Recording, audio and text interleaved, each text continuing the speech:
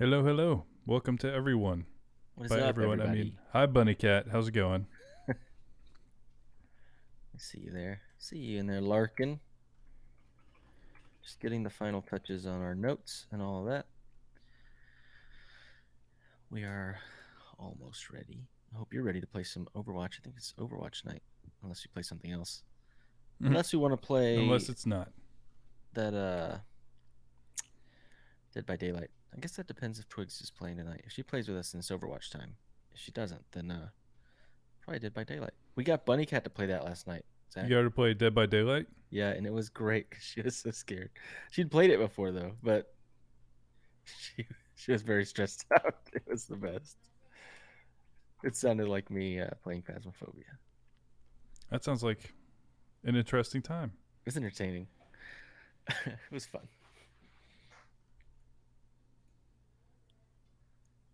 Well, I cannot find a question, so we'll have to think of something.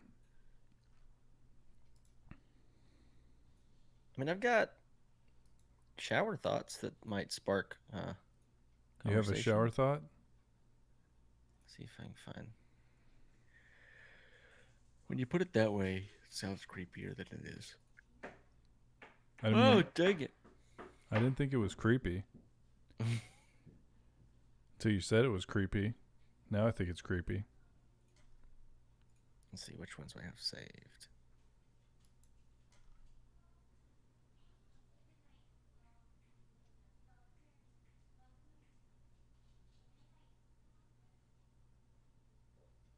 I like this one, but I don't think it'll spark much conversation.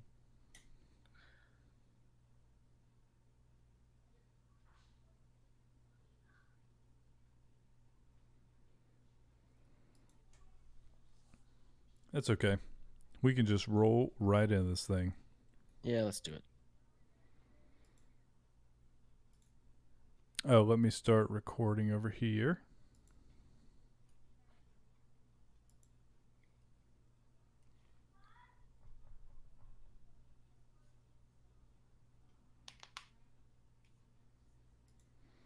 It did the thing where it made you slightly off size. Rip it. Twiggly, thank you for the sub. 3 months, Twigs. We appreciate it. That was like was that the one of those things that like it triggers it when you first jump in? It's like, do you want to say this? It seems generated. I'm gonna have to But adjust thank you so these. much. Freaking Kelnack is killing it. He's awesome. Or is okay? That's what I'm wondering. Did Kelnack just do that, or is it? No, I see. Oh, yeah, no, I guess. That's what I'm Yeah, confused about. courtesy of Kelneck. Yep. My cam seems low quality. How does that work?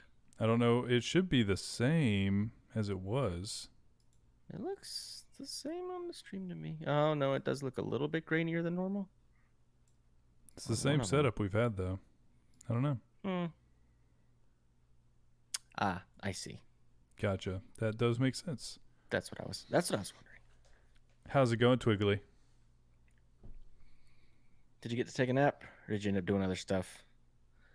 Every time I say I'm gonna take a nap, I usually don't end up taking a nap. I usually end up doing something else. Yep, I know the feeling. Okay. All right, I fixed your name on the stream so they can see it now. Oh, where you're just drifting, not completely asleep. Those are sometimes restful, though. Sometimes you'll feel better afterwards still. Mm, I hate those. I, I don't like those. Holiday was Mine is good. good. I Yeah. had 2 Thanksgivings. So I Lucky. and we had Thanksgiving again today for lunch. Yeah. I We had a technically salad had a for nice. I dinner. had a nice little thing because Josh came by this afternoon. We got to hang out. Yeah, Haven't seen him in a while. Came he to work. he got to see us working hard for the money. He says that we've got to cut him a check now because he was with us for like 5 hours and worked. Yeah, I'm gonna get him a real good check for sitting there and watching us work. It was a good time though. Yeah, no, it was a good time. All right. Well, I think we are ready. Let me grab. Twigs got to hear most of this podcast we're going to talk about. Oh, did she? Did you guys listen Yeah, together? I streamed it in the Discord when I was listening to it because she said she was working on stuff and wanted something to listen to or watch. Oh, It wasn't gotcha. really much to watch, but Yeah, I lurked in her stream the other night. I was making second Thanksgiving dinner. I think it was last night, right? Was she streaming last night? yep, that was last night. Yeah, So yeah, I lurked, but feels like 5 days ago, but it I was was yesterday. I was doing things, eating. Doing things. Kelnack, What is 3 months, buddy. Kelnack? 3 months. You know what? This is making me think of something that I need to do.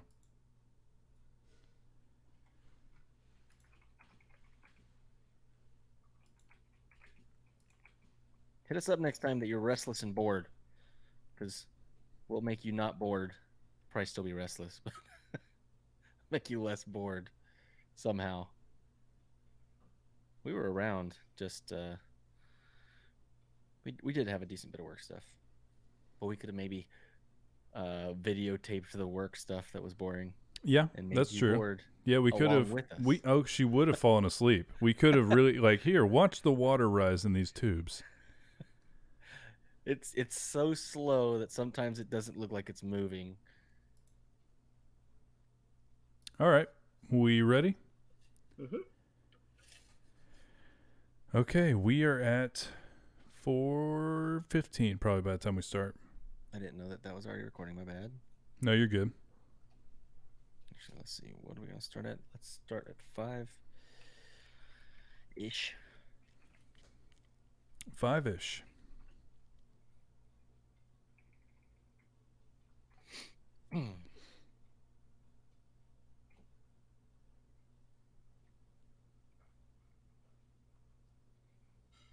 All right, I'm gonna intro what we're gonna talk about, and oh no, I'll intro us.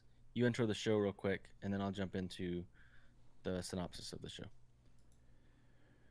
Okay, it's called Nice Try, right? Yep, nice try. Biosphere 2, the Theater of Utopia. Okay. Welcome to the other disco. Dang it! Nope, that's the wrong show. um, take 2. Welcome to the Podcast Discovery Show, the podcast about other podcasts, where every single week we have a book club style discussion about a podcast we recommended last week. And at the end of the episode, we're going to recommend a brand new episode, and we're going to talk about that one next week. I'm Kirk. And I'm Zach. And this week we are talking about a show called Nice Try. The specific episode is called Biosphere 2, the Theater of Utopia. Yeah, and I don't actually know how I found this podcast, but I saw that it was a podcast about utopias. It's basically just all about utopias, and most of the time failed utopias, and well, all the time. Yeah, I mean, if there was a successful one, we would have heard about it, right? Yeah. This is the synopsis on the Vox website. The utopian impulse is very much alive today, expressed in ways small and large, from how we personalize our homes and improve our communities to how we reshape our political systems. Many of these themes are familiar to curbed readers. I guess that's the what do you call it? Publication that they're in. In season 1 of Utopia, host Avery Trufelman, which I was wondering where I heard her voice before. She is from 99% Invisible. Oh, okay. And also she had a spin-off show from that called Articles of Interest, which was all about like design and clothes, which I actually listened to a few episodes of that. That was 99% Invisible is a great show. So freaking good. Anyway, the show re-examines some of history's most fascinating attempts to build more perfect communities, including the capital city for a newly democratic India, an integrated mid-century suburb outside Philadelphia, and a self-sustained closed ecosystem in the Arizona desert. And that last one is the one we're going to talk about today, Biosphere 2. And hilariously, I asked you when you first recommended this, is it like the Pauly Shore movie? Yeah, it kind of is like the Pauly Shore movie. To be honest, I don't think I've seen Biodome. I don't think I've ever seen it all the way through. Even it's not really like worth it, but it's there. It is a movie. And I did also see, quick side note, they did make a Hulu original, and I can't exactly tell if it's like a dramatization or a documentary about this. About Really? yeah, about Hmm. this actual about the biosphere too. Here, I'll look it up while you get it started. But yeah, I like how what me am I saying doing? that immediately messed you up. I'm tired, man. I don't know why. I just feel tired. Dang it. See, I just tried to. So, okay, let's see if you can cut all that into me saying the actual name of the thing. I will. So, the name of this movie is called Spaceship Earth, and it's a documentary. So, this is like if you kind of like the story of this entire thing, you can check out a Spaceship Earth. documentary about it called Hmm, Spaceship Earth. that's one of my favorite rides at Epcot. Yeah, it's actually, they just ride that ride, and that's the whole movie. I would watch that. Why? That's not even a good ride. I mean, it's a pretty It good is a ride. good It's an ride. It's a okay ride. great ride. Okay, it's okay. It's okay. It's like if taking a nap were a roller coaster. Sometimes you got to find somewhere where there's good air condition and there's might be a little bit of entertainment when you're at Disney. There's a lot of times where you're like, ah, I need that. Yeah. There was a ride that had Ellen DeGeneres in it that was like a 50-minute ride, which was insane. It was called like Ellen's Energy Adventure or something. Wow. And it moved, but very slowly, and it was all AC. The best place to take a nap. It was great. How do they make a 50-minute Ellen DeGeneres ride? I mean, it was early 90s. They didn't, I mean, things were a lot different apparently. They're just winging it. Well, we are off topic. We are completely off topic. But Biosphere 2 is, I mean, it's fascinating. And we talked about a little bit about it in Todd's and the founder of it and everything. But it's, how do you even explain it? It's the brainchild of this guy, John Allen. And an insane dude, crazy background. And he had this idea to basically have all of these different biomes inside of a greenhouse, essentially. And yes, it is the brainchild of a rich white dude. Uh, and he made friends with this very rich white dude called Ed Bass, who was like this multimillionaire. They didn't even say like he may have been a billionaire. Like He they might said he have had been. limitless wealth. Because this thing, all said and done, was $250 million. Yeah. So it was like over $250 million. It's ridiculous. But this place was fascinating. It had a rainforest, a savanna, a desert, a marsh, an ocean, and like an agricultural area for farming. And it was all run by 8 people. And there'll be links in the show notes, but you got to see how big this place is. It's way bigger than I imagine in my head. Because I think my issue is I was imagining what I remember from Biodome. It's not really, it doesn't look like Biodome, It to be fair. doesn't look like It looks Biodome, like really. fancy Biodome. But it was I mean, like I said, there was 8 people ran this whole place. You know, the ocean, all the farming, and they were just adventurous researchers. They weren't even scientists. I don't think any of them were trained as scientists, but they kind of pitched this as like this giant uh, leap forward in science, and they were going to do all these experiments and stuff. And more than anything, it became more of like a uh, psychological experiment for these people that got in there, because they said they were going to do it for 2 years. That they were going to be in there for 2 years. They weren't going to open and they weren't going to take anything from the outside or anything like that. And to be honest, I was kind of fascinated that they did make it. They made it through that two Yeah, years, barely. but Barely. not without a crap ton of drama and Yeah. a ridiculous amount of hardship. Yeah, and this all started in 91, and yeah, like you said, they wanted it to be a completely self-contained system. They wanted to essentially, they had carbon sinks in there with like the rainforest and the trees. They had all of these things where they were trying to figure out some of this is just so incredible to kind of think about how they had to process this. So they're like, okay, well, we want to have flowers in there. So then we need pollinators in there. Well, bats pollinate things, but what do bats eat? And so they have to go down an entire food chain if they want one thing in there that can literally be a food item. And so they have to like process every single part of this. And when you start to look at, we found a couple additional things, because it really was just a ridiculous feat of engineering because Yeah, no, it really was. they built this entire thing. It kind of, as they go along, you're like, this is more and more insane. Like, I don't see a way where they can really pull this off because you can't. How can you just close loop system this and survive? And literally, they ended up saying that all they were doing was farming because they didn't have pollinators, and so they were hand pollinating all their food. They would only Hand eat things. pollinating kind of blew my mind. It's like, what? You just Yeah. did a little bitty paintbrush and Yep. just like touch this flower, touch that flower, touch this flower. Yeah, and they Because that's were, how you hand pollinate. It's and they not. couldn't eat anything that was not like grown in there, and everything, all the water that was in there was recycled for 2 years, and I they, will say in the Wikipedia for the what is it Biosphere 2, which it's Biosphere 2 because Biosphere 1 is Earth. So this is like Earth the sequel yep, is what their concept was. yeah, I will say I did like the idea where it's like, okay, if we want to go live on another planet, we need to be able to replicate where we live now. So they were trying to replicate Earth in a controlled environment, but they just didn't go about it in a very scientific way. yeah, Is and the they way I ran would say it. into really weird problems because one Yeah. of their problems they had was they had just laid all the concrete. So underneath this whole thing is concrete, and then like Disney, underneath the concrete is the whole system of air conditioners and the things to move the air around. Literally, I don't. Did they talk about the lungs in the show?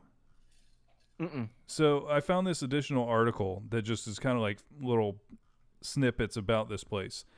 They have these two sections called the lungs, which is literally, it looks like a giant membrane essentially. And the reason it's there is for when the air expands and contracts because of the heat, because they're directly in the center of the Arizona desert, is where they built Mm-hmm. this. And if it was completely airtight and the air, like at night, got really condensed, and then in the morning when it expanded, it could literally blow panels off the thing if it was airtight. So they made these things called lungs that are huge, like room size membranes that had give to them. So when the air would contract and expand, it would just move with it.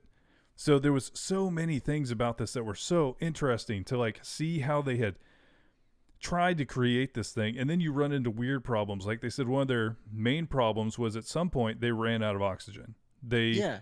and they had a complicated mixture of why this happened. So one thing they said was they had just laid concrete, and the concrete sequestered a bunch of carbon dioxide, and so the plants couldn't take the carbon dioxide and then turn that into oxygen. And they also said the microbial life in the soil in there was doing like the opposite of that. It was putting out carbon dioxide, and so Yeah, that because every time you till the ground or work the ground, it's releasing carbon into the air. Uh, I mean, that's just a thing that all farmers know. It's something that every time you're moving the ground, you're releasing a little bit more carbon, and they were doing that within a closed system over and over and over again. Um, and what I found fascinating is like right now we talk about carbon emissions and stuff like that, and we're at like what was it like 450 ppm I think it said of 600 was like the we're in trouble point, right? yeah, okay, let's say 600. 600 is okay, we got to start worrying about things, but they had it up to 4,500 ppm of CO2 in there to the point where like they were like lightheaded and they couldn't think straight. And I think that's the only thing that they did have to have like outside Yes, influence on. Like that was they're like, their. They were saved because they pumped oxygen into the biosphere. and it is funny because apparently none of them were like really good farmers because one of the things that they had to do is they had to grow stuff to eat. And they mainly grew sweet potatoes to the point where they said like all of their hands were all orange from the beta carotene.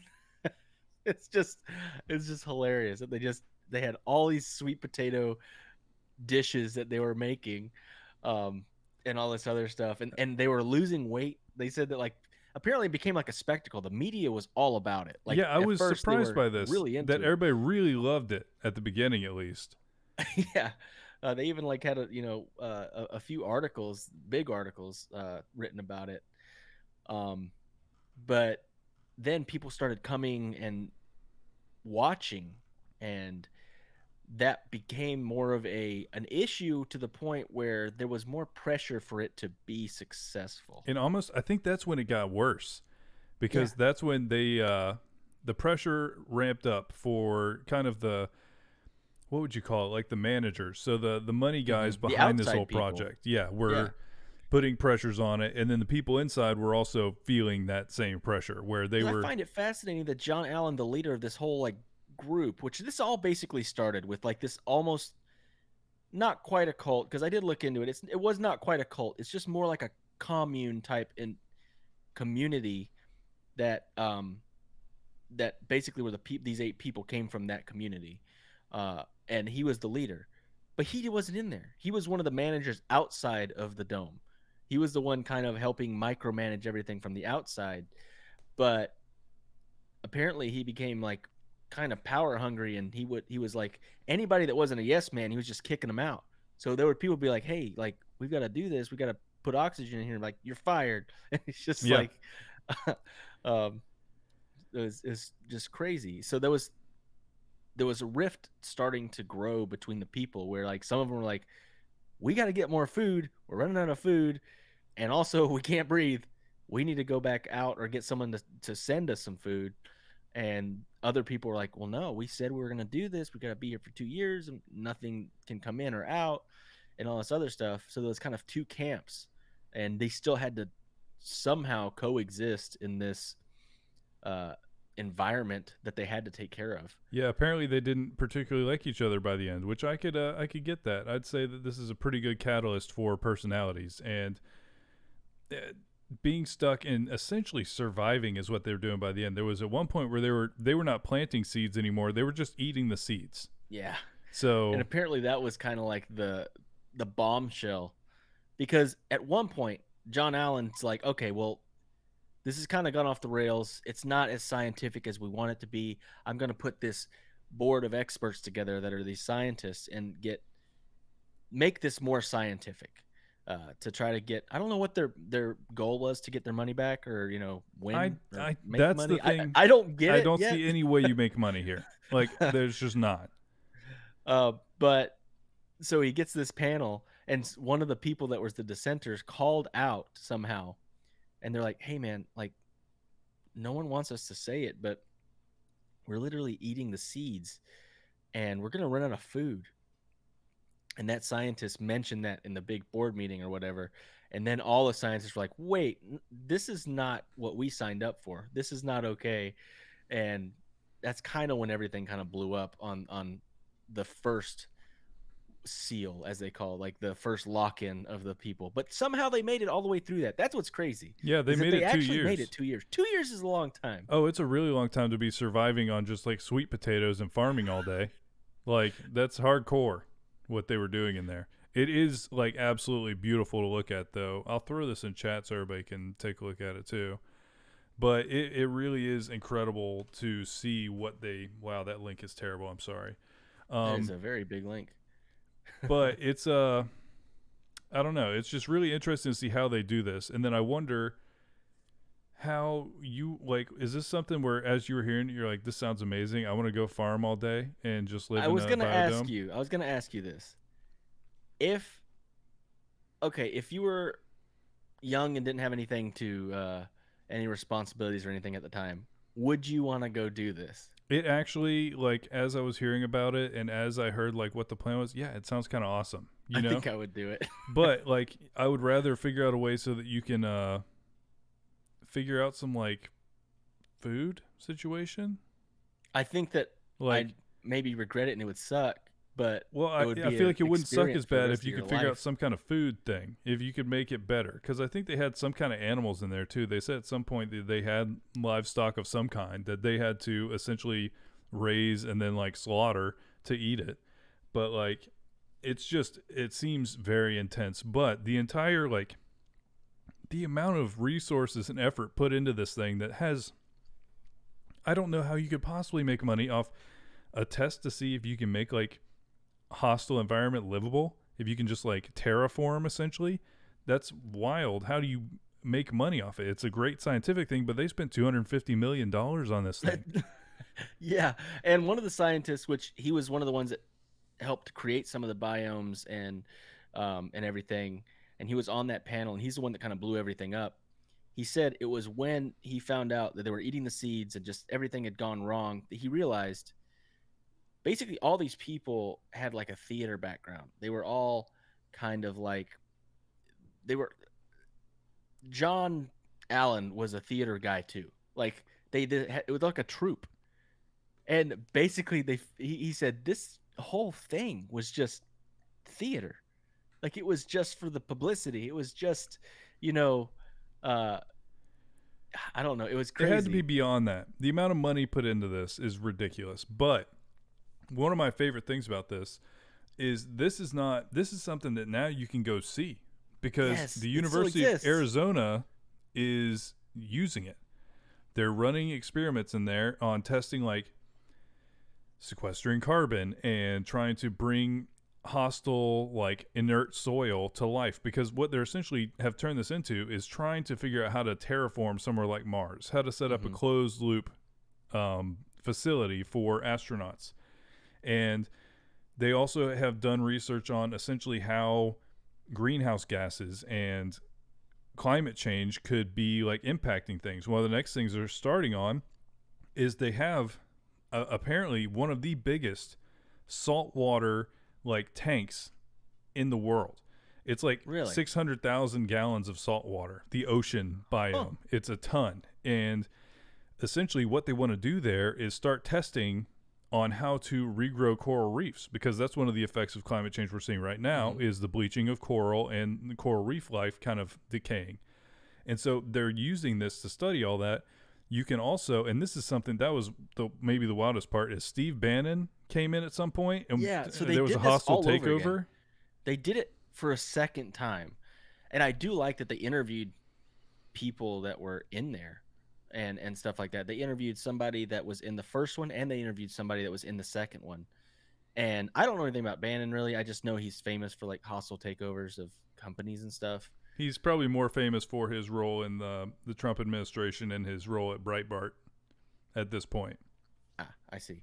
But apparently the money man, Ed Bass, is like, we got to get this back somehow and salvage something. I've invested all of this money, and so he got together with Breitbart man, and they Breitbart, did a man, hostile worst takeover. superhero ever.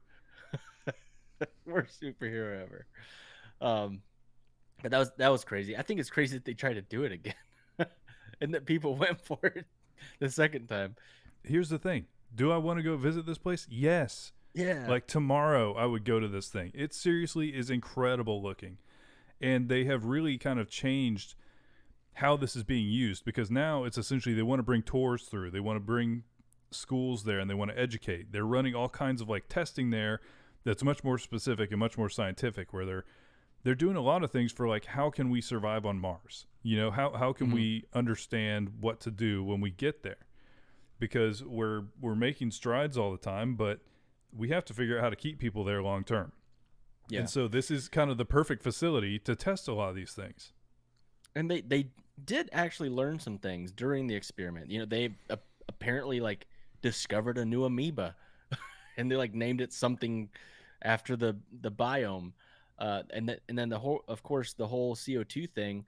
They learned a lot about how CO2 is can be trapped and like you said, like in the concrete. Apparently that was a big thing that they learned. And also it was a good like psychology experiment in a lot of ways to see how people will interact with each other in enclosed spaces for 2 years. It's such a long time.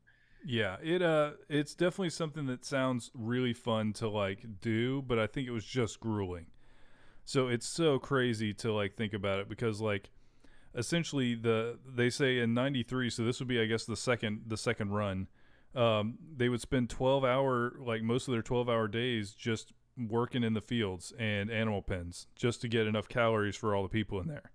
And things like mostly they ate sweet potatoes and beans, and it took 4 months for them to harvest enough ingredients to cook a pizza. And it's just interesting because like okay, another thing they said was when they got out, I guess people had found out that they were all starving, so they got out and they're like they brought them baskets of food and they ate it and they were immediately sick because it was too processed and they'd just been eating seeds and water and beans for 2 years. That's a long time, man. That's the thing is like I think I would want to do this. 2 years is a long time to Two commit, though. like it That's a okay, long time. was there like an entire layer of ridiculousness to this entire premise? Yes, there was. But is it still impressive? Yeah, I thought it was. I thought it was impressive the whole time. I was like, this is crazy that this is a real story. And that like just like you said, how the podcast actually goes about explaining all this is awesome because they drop a lot of this knowledge on you about some of the behind the scenes stuff. They talk about the money things that were happening behind the scenes. They talk about the politics. They talk about the people in there. They get interviews from the people in there because one went Hmm. on to write a book also that is apparently a great way to kind of get some insight into the people more so than just the politics of it. Although I'm sure both come into play, but you get Yeah. to hear the perspective of somebody who spent like years in there and had to work through these problems and had to survive and starve and all of this. So it's just they end up explaining and just kind of exploring this topic in such a awesome way that I was hooked the whole time. I was like, I got to see this place, and then I looked it up. I was like, I got to go to this place. And Avery's a great host. Like she really is. Everything she's done on 99% Invisible is amazing. And that other show that she did as a spinoff, because that was a segment on 99% Invisible, Oh, was was the it? yeah. So like they would talk about like hats back in the day. Why were all dudes wearing hats at one point and stuff like that. And they would go into really deep detail. I mean that's the whole point of 99% Invisible. It's minute things, and then they just blow it up and look at it under a microscope. Um, It's a great but show. she's always great at the hosting, and This is no no, it was exception. awesome. They talk about Jamestown. I almost wanted to do the Jamestown one because I remember going there in like middle school, but I Yeah, don't we were remember it good enough. You very know what I young. mean? I don't remember any of it like I, it's like a seeing it. cloudy Yeah, memory. I remember And then going. they talked about Disney, like Epcot, because Epcot was supposed to be a community. Like that was Walt Disney vision. His vision for Epcot was a experimental prototype community of tomorrow. It wasn't supposed to be a theme park with fake countries in it where you can drink around the world. Still great, It's found but its that wasn't niche. his vision. That was not his vision. People were supposed to live there and work there and all this other stuff. And so they talk about that and like Celebration, which a lot of people probably don't even know about that, but it's a community used to be owned by Disney and made by Disney, and it's a very like It's like it's a fancy little condos though. It's not like a utopia. it's a little eerie. They're not condos. These are like multi-million-dollar homes. I know, but it looks like condos. Like I went over there one time and it's not like I don't get it really. Like maybe I It's didn't go. just Maybe there's a fancier part I didn't go there's to. a fancy part, but there is a not as fancy part. But they tried to make this whole community that was like based off of nostalgia and like the good old days, quote unquote. And the town square still looks like that. It almost looks like Main Street USA at Walt Disney World, but it's an actual community with stores and stuff. Uh, but it's not owned by Disney anymore. But the whole concept was kind of weird and crazy, and I don't Honestly, know. You it's that is maybe the thing that I thought about this whole time is the premise of this is awesome. You know, it's definitely something why you understand why people are always trying to find a way to make utopia. You I know, get the concept completely. I mean, you want to make something that is the best it can be and completely, different take all the bad things out and try to only keep the good things in but there's people involved. Yeah, and So then it just goes to chaos every time because that's how we do. We're just chaos. But yeah, amazing show. If you want to know more about it, go check it out. It's seriously a great show. There's a ton of really cool things. Definitely check out the show notes. We have a bunch of pictures of the biosphere. There's a lot of it seriously is an incredible feat of like engineering, even though it's ridiculous that they spent $250 million on something that it so just much why money. like So what's much the money. game plan? Still impressive and amazing. But yeah, awesome show. So I have a recommendation for next week, and this one's going to Awesome. be really fun because me and Kirk next week will be broadcasting from a haunted house in Alabama. Heck yes. And I found a show. It's not scary particularly, but it's just a great thing that we can do while we're on this Alabama vacation. And by vacation, I mean we're going to Alabama to get haunted. We're gonna go Um, ghost hunting. there is a show that is produced by WBUR, which is NPR Boston. And the show is called Endless Thread. And what this show does is it breaks down different random Reddit communities. So it almost reminds me, like, structurally a little bit of like Reply All, where they deep Oh, my dive favorite on show. like a thing that maybe you don't know too much about. And so there's always these super niche communities within Reddit. And one that I just saw the name of it and I clicked on it and I listened to it and it was great the whole time and blew my mind constantly is called Randonauts. It's a subreddit called Randonauts. Randonauts, and it is a subreddit dedicated, Randy Knots? not Randy Knots, not Smokey, not good old Smokey, but Randy. it's a subreddit dedicated to the app called Randonautica, which Randonautica, I'm just going to read you what it is. The world's first quantumly generated choose your own adventure reality game. Explore the world you never knew existed.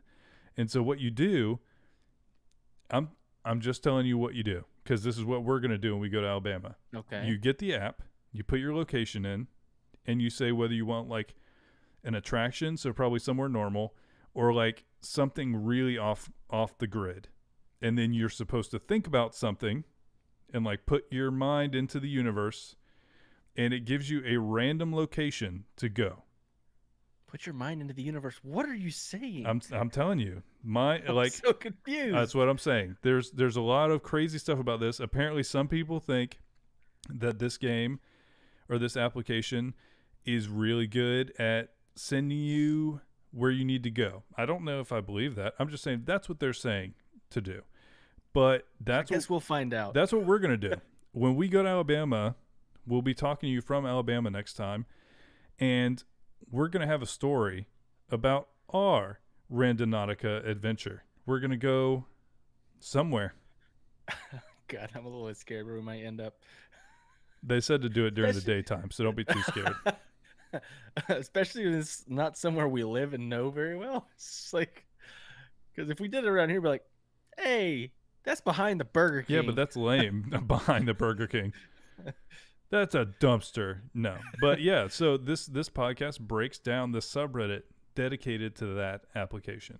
Awesome. Well, I'm excited to listen to it, and I'm excited to Randy Knot or whatever it is. I mean, you can Randy Nut or whatever you're talking about, but that's not what we're going to do. Oh, you said we're gonna do it together, whatever this is. No. No, don't bring me into this. All right, guys. Thank you for tuning in for another fun episode of the Podcast Discovery Show. We will see you guys next week. And remember, There's always more to discover. don't say the secret things we do at work. Okay, I'm going to go ahead and stop this bad boy. Wada, wada, wada.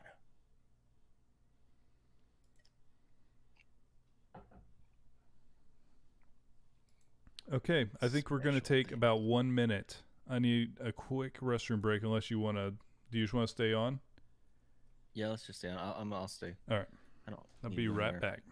So you can think of a question to ask everybody. Oh, I gotta. Okay.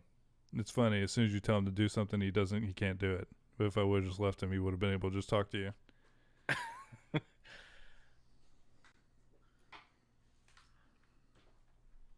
I'm gonna find a good shower thought. Okay. All right. Nothing would feel better than getting a compliment from Darth Vader as an Imperial worker. I read that one and I saved it because there's a lot to that. It's like Darth Vader's got to be like the worst boss ever. You've done seen him choke out every single like higher up that's made any even small mistake or not been a yes man. So if you get a compliment from that dude, I'd probably go home and cry with joy because I did my job so well that Darth Vader said that I did a good job. Although that also probably means you're a horrible monster. Uh, but yeah, that's a shower thought. Did I confuse the crap out of you? You ever worked somewhere and like your boss never really says consistently, uh, you're doing a good job or whatever, and then one day they say it and you're like, oh my god, it means so much. I had a boss like that once. So that's what the concept is. I was working at a farm and um he stopped me one day. He's like, "You're doing a good job. Just want to let you know that." And I almost cried. I almost cried in front of him. Like, "Thank you. I've been working so hard. Yeah, I'm glad you noticed it."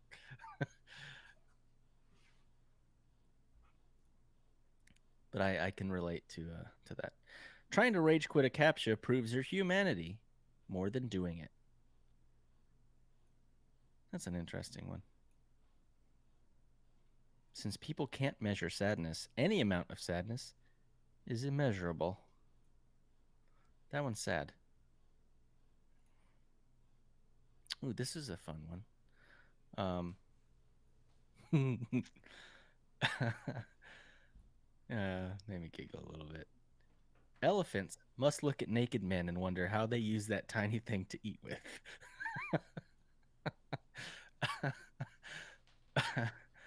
Oh, that's a good one. I found a good shower thought. Shower thought. Wait till Zach put his earbuds in. Why did this not night mode on? We talking about night mode? On Reddit, it turned off, and then I had to turn it back on. So we're having this deep theological discussion about this shower thought that I just found. It says elephants must look at a naked man and wonder how they use that tiny thing to eat with.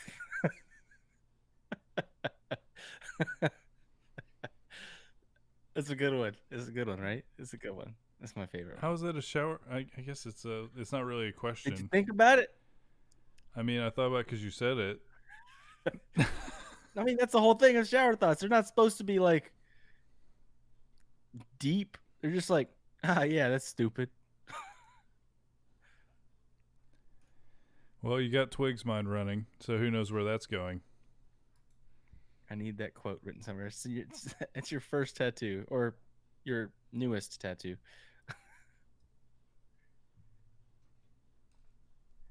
Does anybody in here have tattoos? I have two tattoos. They're just my kids' names, but I have tattoos. Anybody else have tattoos? Zach has no tattoos. I do not have tattoos.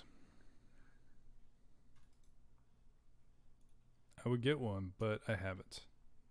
Got to get the right one. What I've been thinking recently is going like geometric, something interesting looking, Hmm. because then I don't have to have any like meaning behind it. It just looks cool. You did tattoos for a bit? That's fascinating. But yet you don't have any. That's even more fascinating. Usually people that do tattoos, their like thighs and stuff are horrible because that's where they did all The their practice practicing. tattoos, yeah, like a buddy of ours. Yeah, yeah. He's got some great ones. Uh, that's funny. Well, yeah. Now we know where Kirk's gonna get his next tattoo from What? Twigsley.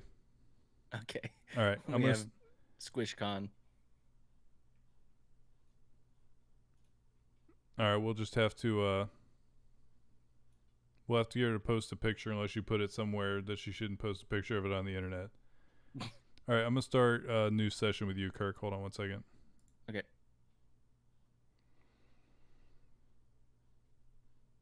What is happening with this?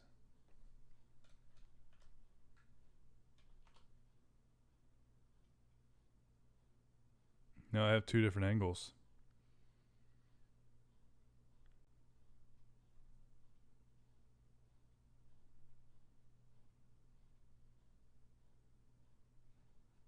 It did something weird, so we might be in trouble.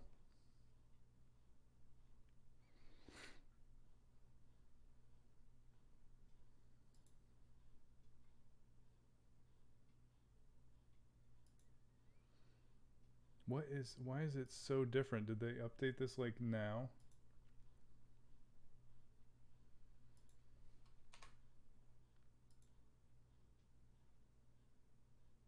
Oh no, I shouldn't. Oh, okay. Yeah, I should have done this off camera.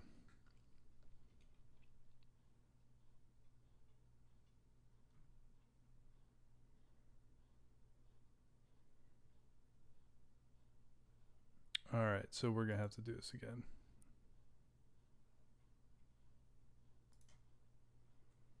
Why is it so different? It's so dumb.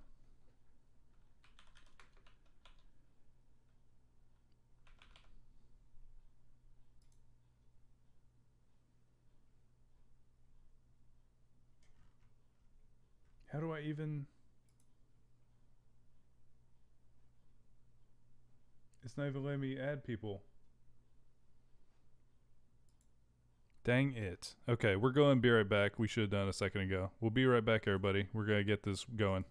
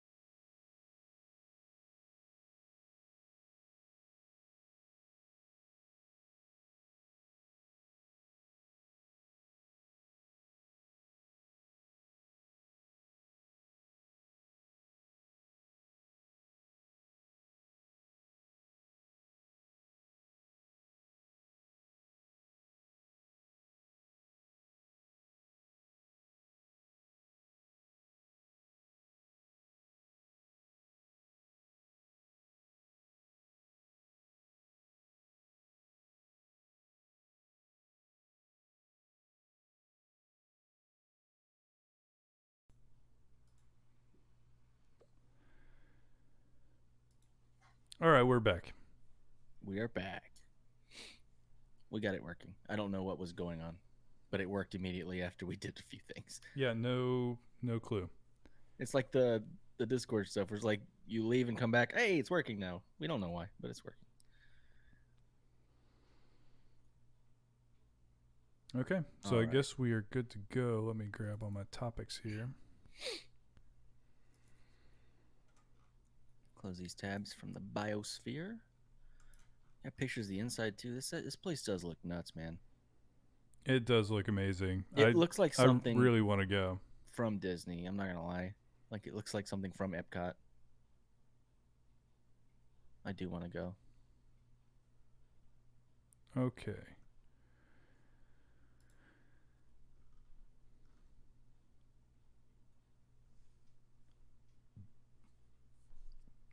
Well, we are already recording, so you can kick off whenever you'd like. Sorry, I was looking at pictures of the biospheres. Okay. Have you ever been to Disney World, Twigs? Have you ever been to the Disney in Florida? She said she has not. Yeah, it's I don't even know how you describe it. It's like kind of like it's not really theme parky in a lot of ways. It's kind of like There's there's rides, but different. not that they're work. They got more rides now than they used to when we were growing up. It was more like an edutainment, so it's like Yeah. education mixed with entertainment. I feel like Now its it's main more. thing at this point is food and wine. Hmm. Now, okay, so there's a lagoon and there's all these different countries, and they're like fake, but they have like there's a France pavilion and it has an Eiffel Tower, of course it's miniature, and they have like it looks like a French restaurant, but they have like really nice restaurants at every single one of these The areas. French one is literally just baguettes. No, but they'll have like France, they've got Italy, they've got Germany, and every single country has its own specific food. They have their own beer, their own alcohol, um, and then they'll have like different events every year, like food and wine, like you mentioned, where they'll have all these different booths where you can get food. It's awesome. It's cool. I do like food and wine. But yes, it is expensive. It's stupid expensive. Anything Disney is. Mm-hmm. It's Yeah, it'll get you. you'll feel bad after enjoying it, but you'll enjoy it, but then you'll feel guilty afterward.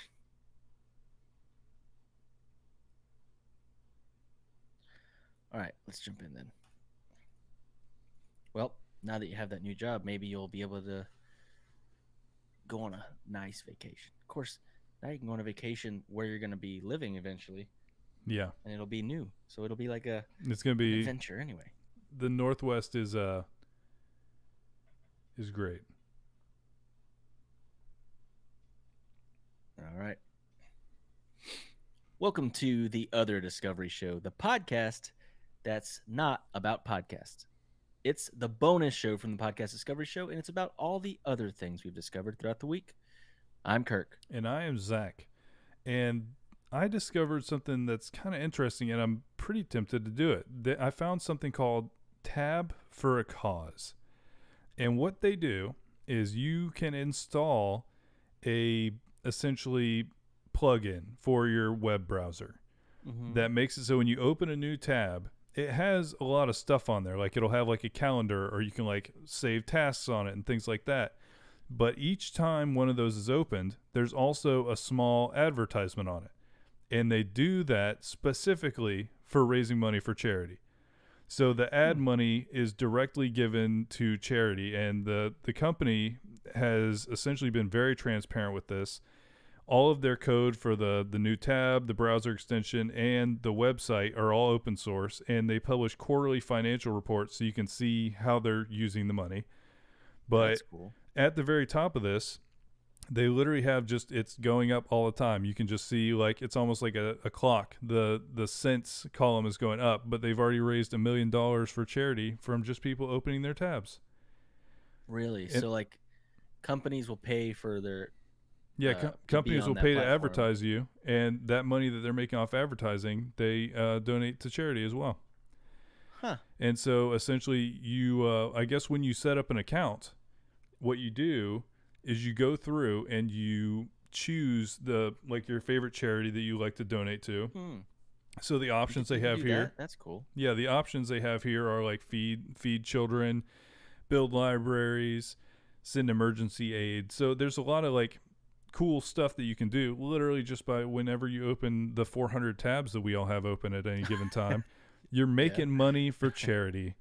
And no, and I also read a little bit because whenever you see this, it's like, okay, so what's the privacy policy like on this thing? Yeah. But honestly, they're pretty transparent about the whole thing. They really try to just make it so that you know what they're doing, and it's not something where you have to guess. And you can, I think there is literally a setting in the US at least where you can say you're not allowed to sell my data to third party. So, okay, a lot of times how they'll use your data is marketing companies or any brands will use the cookies that you have in your browser to try and give you specific advertisements. So for Kirk, it would be like Beanie Babies and Mm-hmm. foot lotions and Nope. onesies. And so Yes. essentially, he would only get ads for those things unless he cleared his cookies or stopped searching for it altogether. Foot Or Beanie Baby lotion. or if he suggested to this company, look, I don't really want specific ads, just give me whatever ad. And then luckily for him, his tastes are so random that he How might did I still get get the drawn same into ones. this? What? But yeah, they Okay. also have a web, like a search function as well, where you can do the same thing, where advertisers will pay to be on that service, and you can raise money for charity. That's fascinating. We're all using tabs, so definitely gonna look into that. What, Beanie Babies? Yes, the Beanie Baby foot lotion. That's what I'll be looking into No, right there after was a the stream. comma there. It's Beanie Babies and foot lotion, Oh, okay, that makes more not sense. foot lotion for your Beanie Babies. That's But ridiculous. that's what I've been looking for. God, it's so stupid. I don't have any Beanie Babies at all. He's just This is a planning his new one. collection. No, This is a new one that he's you got me on. he's Is planning his collection. it's my Beanie Baby obsession that I apparently have. Um, so, in research for this episode's PDS, we learned a lot about one dude, and they just kind of scratched the surface on the episode about him. We were talking about this, biodome type scenario that they had going on, created by this guy named John P. Allen. Um, and I wanted to look into him because he sounded fascinating. And I pulled up his Wikipedia, and it's a freaking Bible. The thing is huge. And I don't know how he lived long enough to do all the things because he did so many things. So I'm just gonna shotgun some of these, and then it'll give a lot more context to the dude we're talking about when you listen to the PDS, and this is the guy that founded, you know, all of these crazy experiments that went on at the, what was it called? The Biosphere Biosphere 2, 2. a Yeah. $250 million like closed ecosystem he built in the desert in Arizona. It's crazy. It's crazy. So John Allen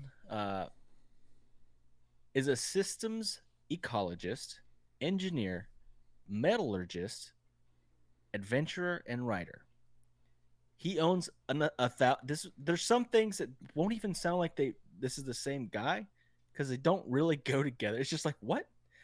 This one I just put in here because it's just so random. He owns a 1,000-acre mahogany tree farm in Puerto Rico. uh, he was a co-producer and dramaturge of Theater of All Possibilities, an internationally touring theater company that has over 24 publications to its credit, many under his nom de plume, Johnny Dolphin. Johnny Dolphin. That sounds like a different. That sounds like a different thing. It Is sounds there like is there like a nom de porn? that's what it sounds like. Remember when we did that Nom de show? stripper. What was it? My dad wrote a porno. What was that dude's? Oh, what was The his dad's pen name? I can't remember. It was something. Rocky Flintstone or something It like was that. something. It was something ridiculous like that. It was so That stupid. But show was anyway, funny, man. that was a great show. By the way, if you have not listened to the first season of My Dad Wrote a Porno, you should. Do It is yourself a hilarious. favor and just go laugh. You will giggle, and I'm you trying. won't I'm regret trying to it. remember the setup. I know we normally don't talk about podcasts, but it is a funny one. Like I think the setup is a son finds out his dad's an erotic writer and reads it. He reads it live with He other reads comedian it friends, on the show. and his dad's in his 70s, and he's actively writing. Rocky Flintstone, that was Rocky his name. Flintstone. I'm almost positive. Uh, It sounds right. it's such a funny show, and the erotica is so bad. But yeah, Johnny Dolphin's pretty good too. Yeah, Johnny Dolphin. I could Yeah. see him writing that too. He was a fellow at Linnean Society, the Royal Geographical Society, and the Explorers Club. And he's been called a swashbuckling frontiersman and an eccentric mix of scientist, artist, entrepreneur, and adventurer. Allen became a senior metallurgist. That's a hard thing to say. How would you It say is. that, Zach? I think that's it. I think you got it. Metallurgist for the Allegheny Ludlam Steel Corporation, where he headed a metals team that developed over 30 different alloys to product status. In 1963, Allen self-financed a 2-year sojourn around the globe by land and sea to study the origins of indigenous cultures and their various approaches to living within their ecosystems. So I think this is probably where he got the bug for building Yeah, I ecosystems. think this was the start of it, the setup. But I got to read this crazy event. This I would do in a heartbeat. This trip that he made. It sounds amazing. Okay. His journey took him to Africa, Uzbekistan, Afghanistan, Turkey, India, Nepal, Burma, Thailand, Malaysia, Singapore, Vietnam, Australia, Japan, and the Philippines. He mixed with Berbers and the avant-garde literary Kutch. There's so many words that I don't know how to say.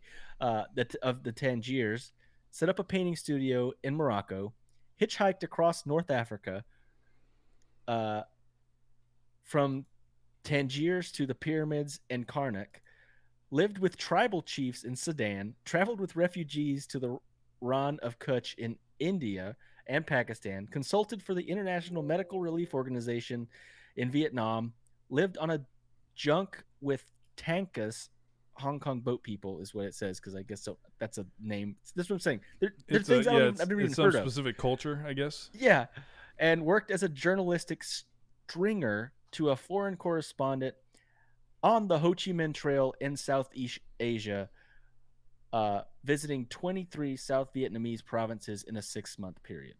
This, how did this is the same dude? I mean, I was wondering how you get like because honestly, I want to have written about me that was a swashbuckling frontiersman. That is Right? such an awesome thing to be called. And I was like, what do you have to do to be called that? And apparently it's that. Like, just go all over the place.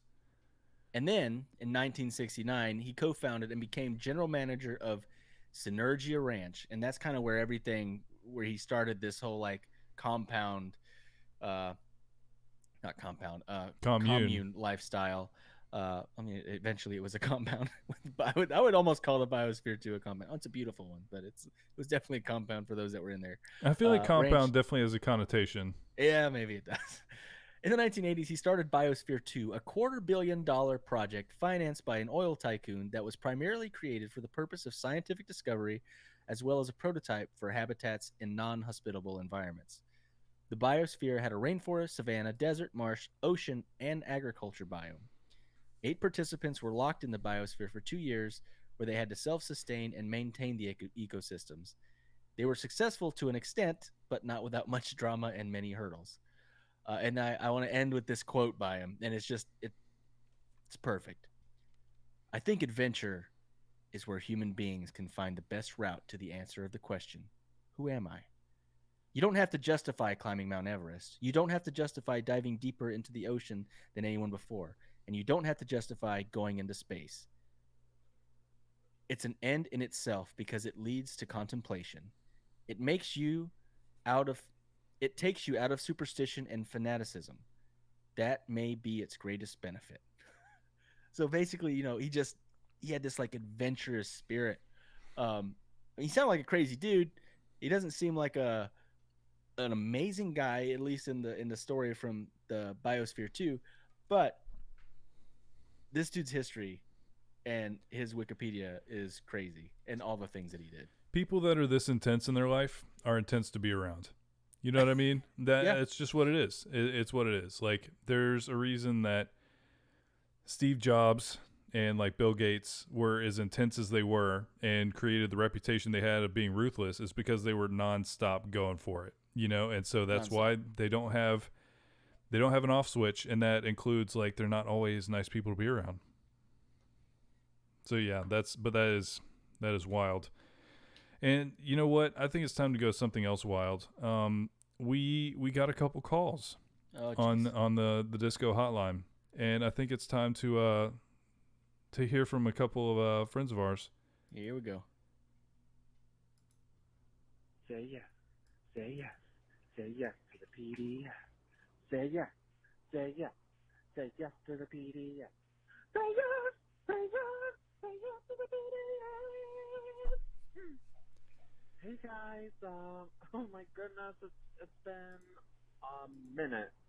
It's like the minutes turned into hours, and the hours turned into days, and the days turned into weeks, and then the weeks turned into months, and it's just been such a long time. I'm so sorry.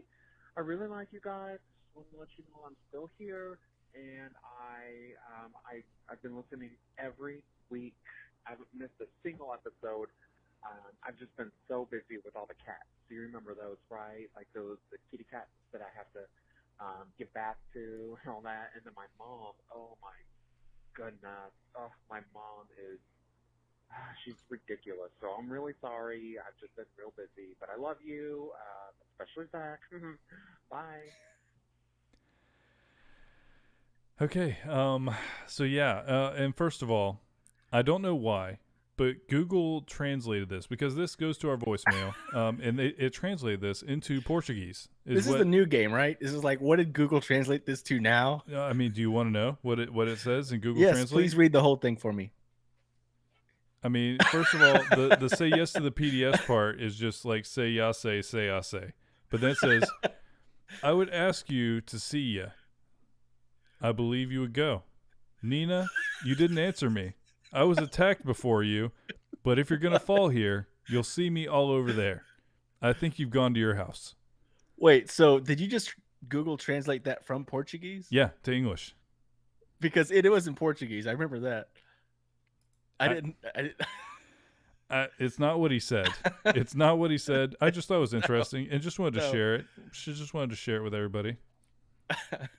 That's great. And yeah, It's a great song. Everybody who hadn't heard it before, that is the unofficial PDS theme song that he created for us long, long ago. Yep. But we also got a call from Johnny that we need to and Johnny has a PSA this time that he needs to share with the world. It's an interesting PSA. Hey boys, it's your favorite friend Johnny. Hey, how you doing? Hey, I hope you guys had a great Thanksgiving, a good old Turkey Day. I know for me, I took a one-way ticket to Turkey Town, and then I did a little gobble until I wobble. You know what I'm saying? But listen, hey, it's on a serious note. Discovery I made this week is that COVID is going crazy. Everybody got the Rona, COVID, Corona, whatever you want to call it. Listen, I got some advice for you all, okay? You either got to mask it or casket. You know what I'm saying? All right? It's important. It's a PSA from Johnny PSA of the week. You know what I mean? So you got to mask it or you casket, man. That's all I'm saying right there. All right. Talk to you guys later. Have a good one. So you heard it here. The newest message from what is it?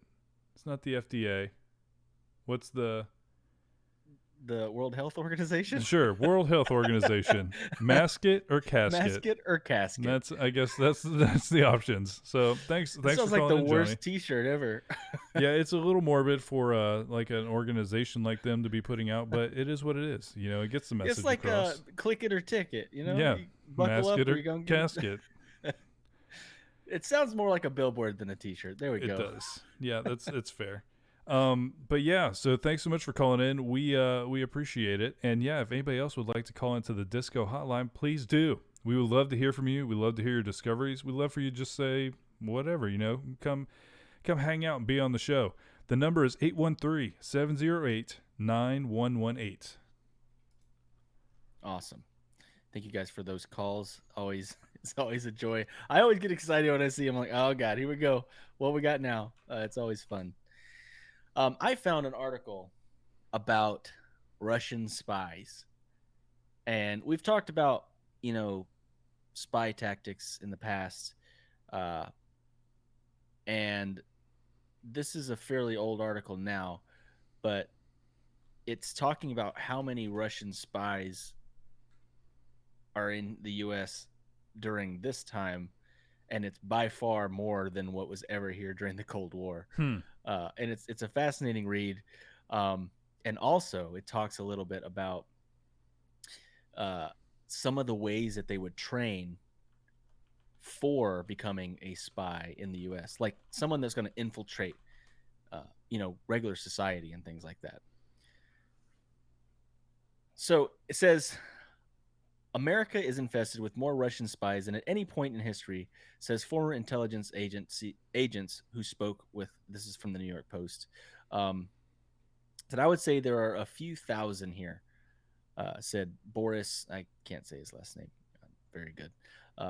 He's a former double agent who worked for the CIA, spying on the KGB from the 70s into the 80s. It says that's because each mole is a long shot, and the Russians want to maximize their odds. Out of 1,000 spies, one or two will perform, will get get access to some sort of secret or something like that. The current atmosphere in the U.S. is we're having a love affair with Russia now that the Cold War is over. Um, However, but there are more Russian spies here now that the Cold War is actually gone. But the thing that I found most fascinating is in South Russia is where they have a lot of these training camps, but apparently like they're very hidden. You can't see them. Like they're not even like on satellite maps or anything like that. Um, but they've basically made these whole towns just like American small towns so that they can train. So like the Soviet Union had a number of schools that trained beautiful women to, and this is part of it. Basically, they were women spies to take advantage of dudes because they were pretty. Uh, they were called worm on a hook agents. Some of these schools are located in small towns in the southern part of the country. None appear on a map. They are exact replicas of American suburbs where the bulk of the KGB agents were deployed during World War II. Russian spies in training in these towns buy groceries at 7-Eleven, eat hamburgers at McDonald's, watch American TV, and go to American movie theaters, get American newspapers that are delivered every morning, and speak only English. I just found that fascinating. They have this whole like training cities where you will learn to be American, and they try to like, I guess, saturate you in the American culture so that it becomes a part of you and becomes second nature. Yeah. No, that's crazy. I mean, I don't know how we can't see a 7-Eleven next to a McDonald's on a satellite in Russia. I feel like that would stick out, but no, it is pretty crazy that they're going through like that length of training where they're really going for it and trying to make people just live every day as an American. And nobody gets a newspaper anymore. What are they trying to like get? Like what's and a lot of it they talk about is they're trying to get more info on specifically like military technology and even just regular technology, because since the Cold War they've been so far behind in technology that they're trying to get ahead of us. And but same thing with like the space race and all that crazy stuff. Anyway, I thought it was a fascinating article about these cities in Russia that are just like US cities. Yeah, that would be the weirdest thing because I'm sure they're great at it. So like you could walk into this place and you wouldn't know if you were just dropped there that okay, there's a short story right there where somebody's just like living in a town. They're like, what's happening? Why does everybody seem a little off? They're all Russian spies. I'd watch that. I'd watch that show. So me and Kirk the other day were talking about the Michelin star.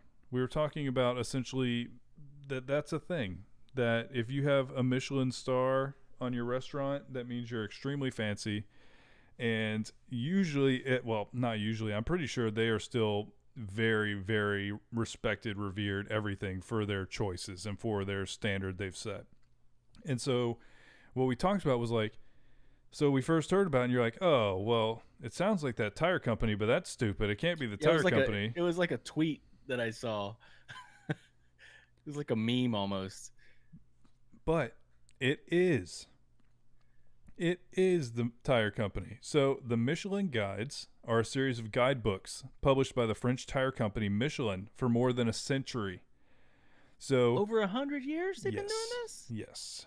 Dang. So the term normally refers to the annually published Michelin Red Guide, the oldest European hotel and restaurant reference guide, which awards up to 3 Michelin stars for excellence to a select few establishments.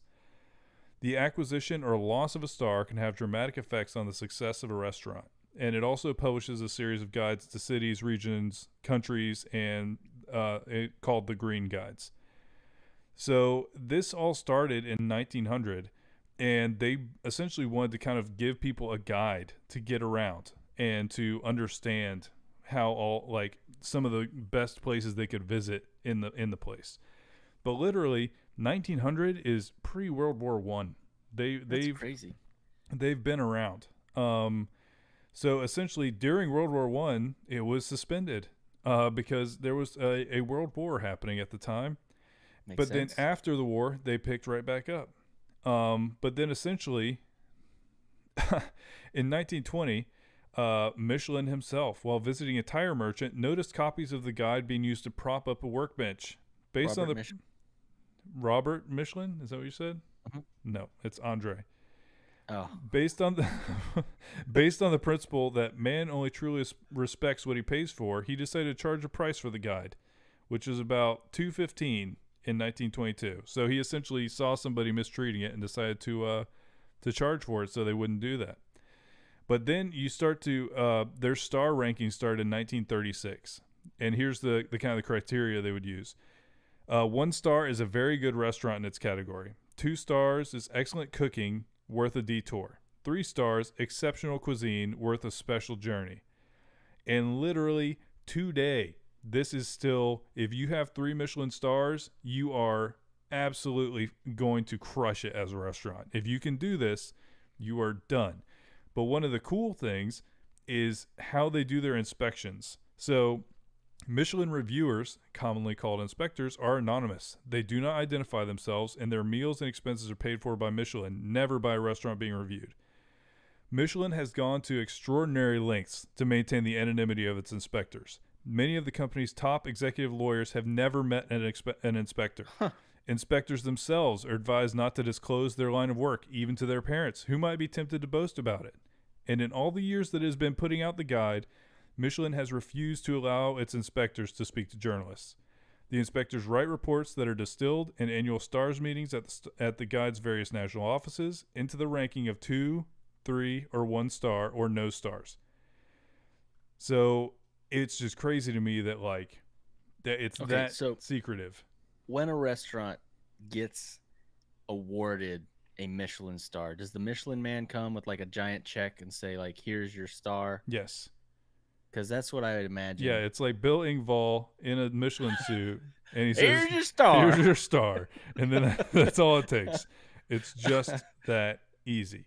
But it is crazy that it's a stinking tire company. Like, I Yeah. remember having that whole thought process myself. It's like, this has got to be a different Michelin, right? Like, it's got to be like Michelin Foods or, special fancy Michelin And place. honestly, okay, Not Tire Man. I fully appreciate and understand. Well, I don't fully appreciate it. I'm not cultured enough to have ever been to a Michelin starred restaurant, but I get what they're going for. They're going for that, like, when you look at the Excellence. pictures of who has it, like excellence in presentation, innovation, like they're going for that next level of a meal. But the one that's I've really got a bucket list of restaurants I want to go to in my life. And they're usually Michelin star restaurants. Oh, are they? Yeah, I mean Yeah. it's not that it's going to be like not good because it's so fancy. It's going to be good too, but it is extremely fancy, and I'm sure expensive for the most part. But yeah. they have another thing called the Bib Gourmand, which since 1955 they've also highlighted restaurants offering exceptionally good food at moderate prices. So what this is like the Michelin star of affordable food. And so you can go find that as well. So you can go find McDonald's out. on there? McDonald's is not on there Dang. because it tastes bad. Yeah, it does so bad. Taco Bell could be on there though. I like Taco Bell. I mean, whoever like invented all of I've said this before, I'll say it again. Whoever invented all of the flavorings for Taco Bell that makes soy taste like a taco should go work for like NASA. Like just get that person in there to just make dirt taste like something and they'll do it. They keep taking good things off the menu though. They're ruining it. They're ruining it. Taco Bell do better. I did see they got rid of the beefy crunch burrito, and then They lost me because I love my Mexican pizza, and they just destroyed it. It's gone forever. No Mexican pizza anymore. yeah, it was Sad. it was a tough year for everyone, including Taco Bell. Yeah. Yep. Beefy 5-layer burrito. Bye bye. Yep, no Michelin stars for Taco Bell anymore. They lost their. It was Michelin all based on the Mexican pizza. All right. Are we good? Are we done? Yeah, that should be like 20. Are we done? Can you leave that part in? See everybody. Are we done? Are we done? Can we be done? Are we over? Yeah, we're done. Thanks so much for listening. We really appreciate it. We love you guys. Bye. No, I was asking because you had another one on here, so I didn't know if you wanted to do it or not. Oh, I mean, I can do it, but I think we're good. We're fine. We're right at the time. Yeah. Oh man. That was Are we done? we nailed the ending of that. Yeah, we did. We always do. I'm really good at this ending. I need to just make you up a little catchphrase. Just make me a catchphrase, then I know how to go into it, even No. though I forget the catchphrase 90% of the time, but I've been doing better. I can't think of one right now. Otherwise, I would have given you one. So I'm going to end this recording. But yeah, that is all our podcast recording for the night. So this is a summons to everyone who plays games with us. Twigsley, Bunny Cat, Karlnak. We're gonna play some video games. Bitches. Play a little bit of vidya. Might play some Overwatch if we get a nice group together so we can team up and get sweaty with friendship. Let's get sweaty with friendship.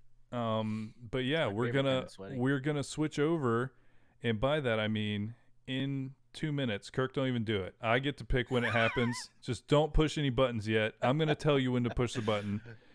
But as soon as you see the stream go down, you should be able to essentially hit refresh, and the PDS plays is going to be live. And we're going to play some video games, and we hope you join. We hope you hang out. And yeah, we really appreciate everybody hanging out on the stream. We always have a great time doing it. We always look forward to it, even though today felt a little weird. It did. It felt like a Sunday. I felt off all day. I felt like I shouldn't be at work.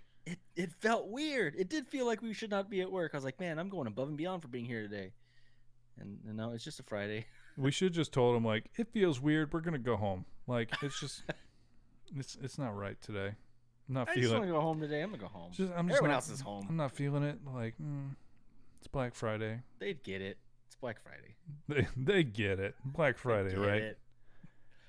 So yeah, thanks so much for checking out this. We hope you check out both the shows we mentioned today, and we hope you check out kind of some of the other stuff. See if you can find a show that we've done before that you'd like to check out, because we've talked about quite a few at this point. But yeah, we are going to switch over really quick. We've done now 80 episodes this year, if you include Todd's. 80 this Over 80. season? Oh, Yes. including Todd's. Okay. Including Todd's. I was like, there's So not that 40. many weeks. 40. There's not that many weeks in a year. We've done 40 weeks of episodes, 2 per week. I don't even remember how many episodes we're at. Something like 300. It's a lot. It's a lot now. We've done a lot of episodes, but the nice thing is I don't remember what we did past like I don't remember the first episode we recorded tonight. So Usually I could by the listen time to it. I It's all edit, new. I'm like, what did we talk about again? And then we have to figure it out. I'm like, Zach, what did we recommend at the end of the show? Yep, I have to sometimes Every listen single to time. us say it. So yeah, Every single time. it's great because we can go back in the catalog and check it out. But yeah, we're gonna switch over to the screen real quick. When you see the stream go down, hit refresh. We're gonna be back to play some video games. Thank you so much for joining us. We really, really appreciate that.